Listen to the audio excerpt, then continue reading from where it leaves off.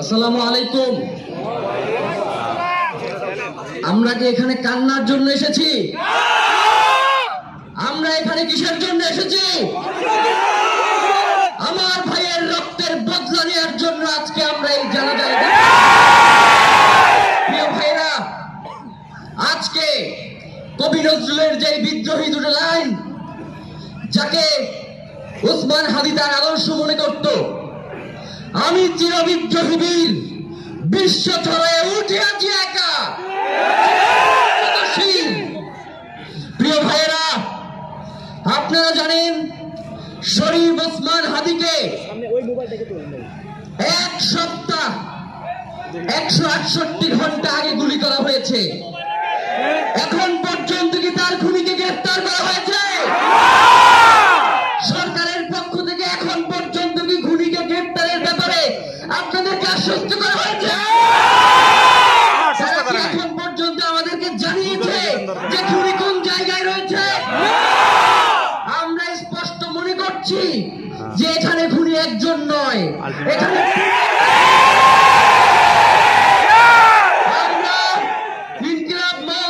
তার পরিবারের পক্ষ থেকে আপনাদেরকে জানিয়ে দিতে চাই,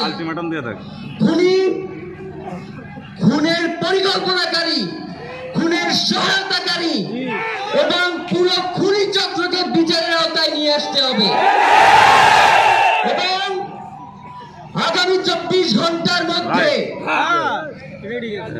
স্বরাষ্ট্র উপদেষ্টা এবং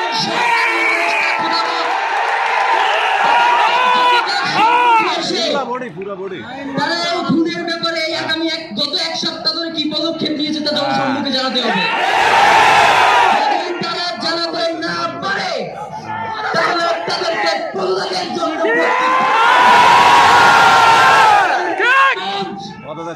কোনোভাবেই শরীফ ওসমান হাদির রক্তকে বৃথা যেতে দেব না। ঘোষণা করতে চাই, শরীফ ওসমান হাদির রক্তের মধ্য দিয়ে বাংলাদেশ ইনসাফ কায়েম হবে। বাংলাদেশের স্বাধীনতা, সার্বভৌমত্ব রক্ষা এবং ইনসাফের লড়াইয়ের জন্য আমাদেরকে যদি জীবন দিয়ে দিতে হয়, আমরা জীবন দিয়ে দেব। সুতরাং প্রিয় বন্ধুগণ, আমাদেরকে ইনসাফের লড়াই লড়তেই হবে। আপনারা রাজি আছেন কিনা? সেই সাথে আমরা আরো বলতে চাই, সিভিল মিলিটারি ইন্টেলিজেন্সের মধ্যে ঘাটতি মেরে বসে থাকা চিহ্নিত করে গ্রেফতার করতে হবে।